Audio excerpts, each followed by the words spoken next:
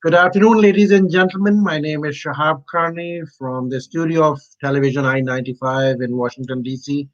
I'm here with a very difficult story. This has been an evolving story or developing story for last at least, I will say, 24 to 48 hours. Very unfortunate. I have a disclaimer to make. My name is Shahab Karni, and the story is about Mac Love, a very good friend of mine. Whenever we needed as community, Macklow was there with the Hogan administration, always for good deeds. I've got plenty of things to quote, but he never disappointed us. He was way ahead of, we asked for one thing, he will deliver physically everything for good causes, whether it's black, white, brown communities. So whatever has happened in last 24 to 48 hours, we're going to have that story. And plus, whatever is a different point of view, as you can see, point of view with Shahab Karni. I have a very good friend, Gary Collins with me, very active in the Republican Party, very active with the Trump re-election campaign from Baltimore City. Welcome, Gary. Thank you so much, Shahab, for having me. Quite the So honor. when I described Mac Love's characterized him, do you agree? Yeah, I wholeheartedly agree. Mr. Love, I've actually known since I've been 16 years old. I actually met him when I was an intern for then Lieutenant Governor Michael Steele. He was one of the few people that actually gave me a shot. I remember he kind of took me under his wing, and we traveled across the state all the time during the weekends during that time, and after school for me since I was a 16-year-old. And I really developed a love not for politics, but really a love for community, because that's really what Mac Love is an embodiment of. Is really a love for community and a love for all people, regardless of where they live, what their socioeconomic status is, and what their upbringing might be. So Gary, what went wrong for the viewers that they're listening this for the first time? Tell us what happened. Well, I mean, quite simply, I think that what occurred is a prime example of cancel culture happening right here before our eyes, and the absolute situation where the left they don't play by the same rules that we do here on the right. So essentially, what occurred is Mr. Love presented a few images online. They were memes suggesting that people should not rush to judgment with the Kyle Rittenhouse story of the shooting there of Mr. Rittenhouse, of two individuals there in Wisconsin. And so Mr. Love, it seemed to be a tongue-in-cheek notion that, hey, maybe we should not rush and pass judgment immediately. And unfortunately, from my understanding, speaking with Mr. Love, what happened the next moment was Saturday morning, he was receiving phone calls from local news, national news, and they were saying, well, you're fired. What's your feeling about that? And he said, well, hold on. What do you mean that I'm fired? And so even before the administration, the Hogan administration was able to even reach out to him from a personnel standpoint, Mr. Love was without employment. And simply because of posts that he posted on a private Facebook page on his own time that were not racially motivated, that were not, homophobic or hateful in any sort of way.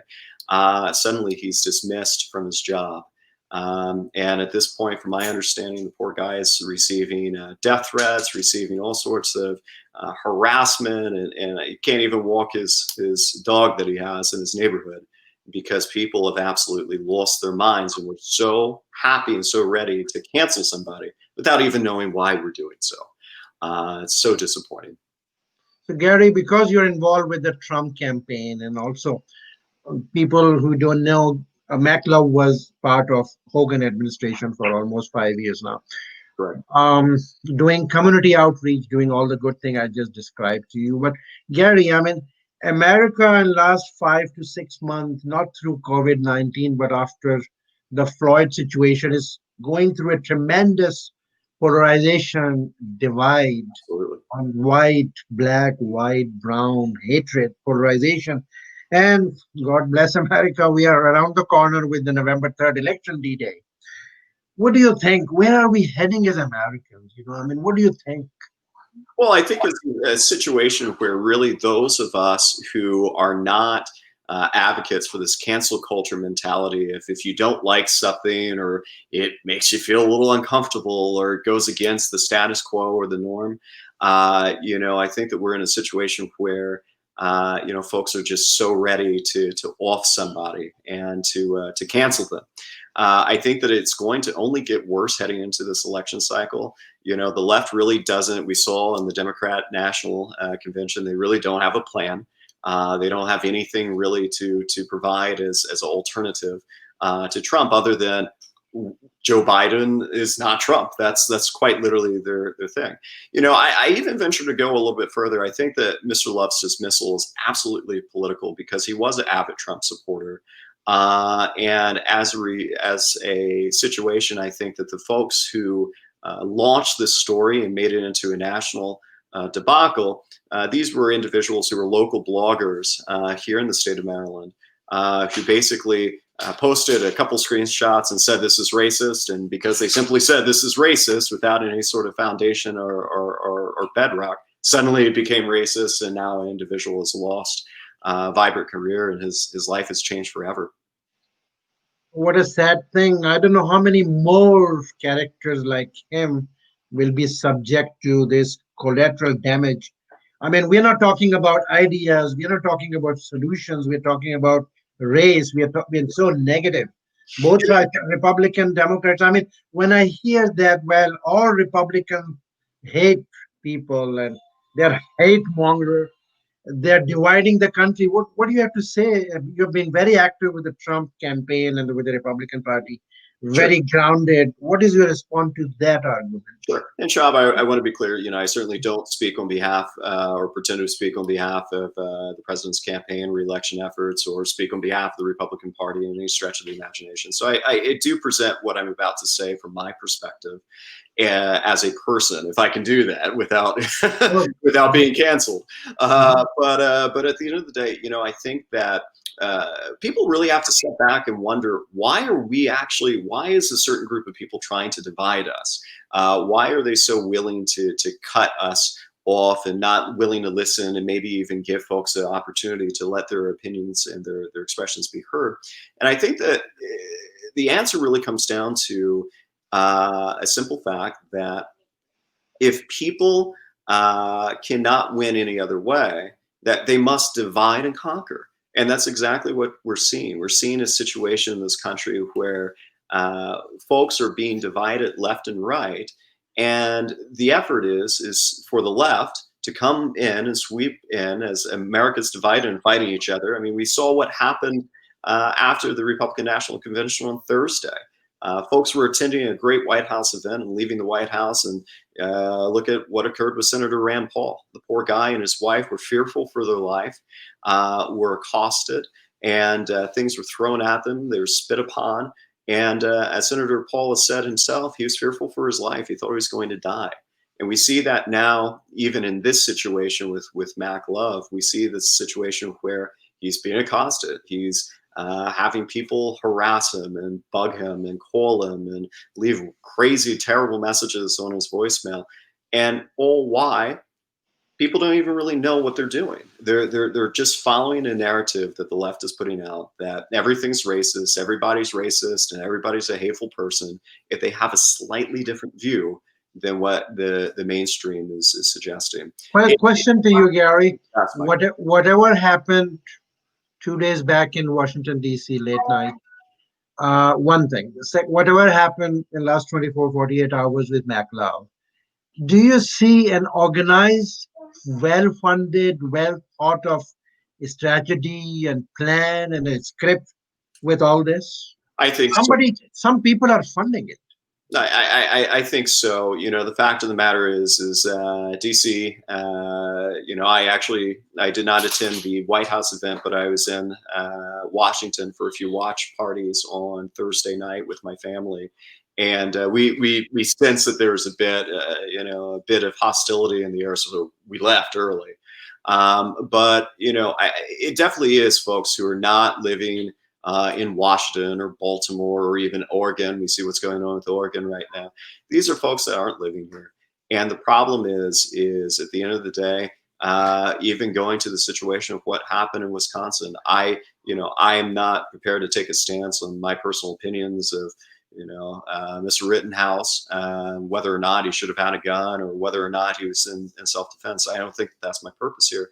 But what I will say is, at the end of the day, those folks in Wisconsin, they're primarily far leftist white individuals claiming that Black Lives Matter and willing to burn the city, willing to harm people, willing to even in this particular situation shoot other individuals and loot and riot. This isn't really about Black Lives Matter. This isn't about equality or fairness or any of the other things that the leftists want to say. What this really is this a radical Marxist fascist movement that you better listen. If you don't listen to us, we'll fire you, we'll destroy you, we'll burn your city down, we'll destroy your career. So you better get in line, or else it's the end of the world for you. And we see what an unfortunate crossroad we are facing in America. This is very bad for country, bad for economics, bad for individual.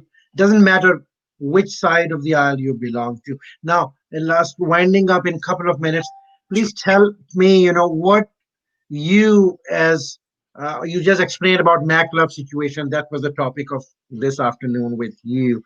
Are you guys planning any counter strategy or to help this guy up, and which was just a victim of the crossfire? Or absolutely. We are. There are a few activities that we're in the process of doing.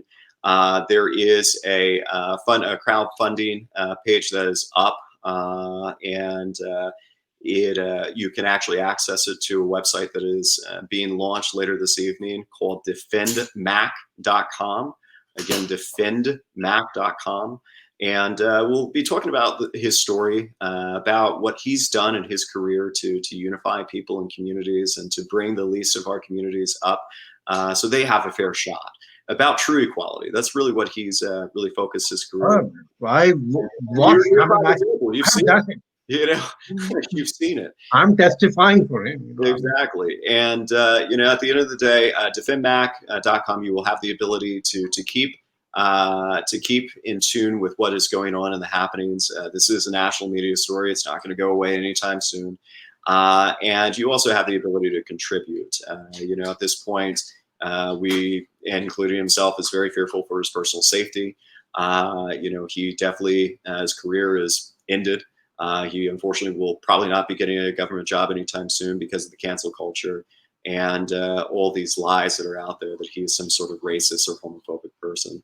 If I can ask you a question, my friend, I mean, sure. Did you ever experience any sort of racism or feeling of let me tell you, nobody asked me that other than my own folks, the Brownies.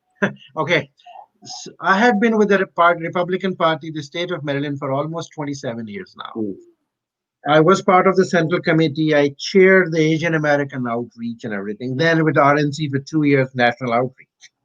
Not a single day I was locked down. We still have very strong bond with the old timers. Half of them already gone, from the world. But for example, Jack Kemp, for example, so good supporter, good friends. Senator Graham from Texas, Wendy Graham. Old timers, Bob Dole, Liddy Dole, Elizabeth Dole. Very good party. We always talk about issues, challenges, public policy solutions, but no race thing came up.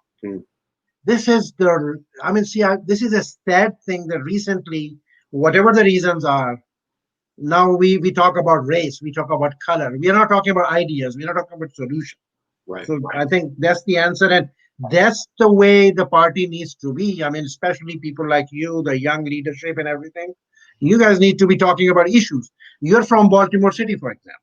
Correct. You need to be talking about issues, solutions, challenges, not about color of his skin. I agree. And here's the thing that I'll say as somebody who has lived in Baltimore City, MacLove as a senior administration official in the Hogan Hogan administration, he's one of the few people that I know who took the time, the effort, and 7 days a week he was working around the clock to try to make Maryland and our country a better place.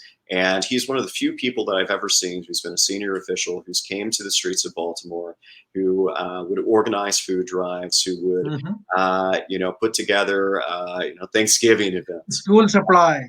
School supplies, uniform. Library you put together. I mean, this is a guy who did whatever he could, who sacrificed his own finances, his own health, his time, his energy, his money, and his life, frankly, to unify our state and to build up those who essentially never had resources to begin with, and to break down what the left wants to call systematic oppression.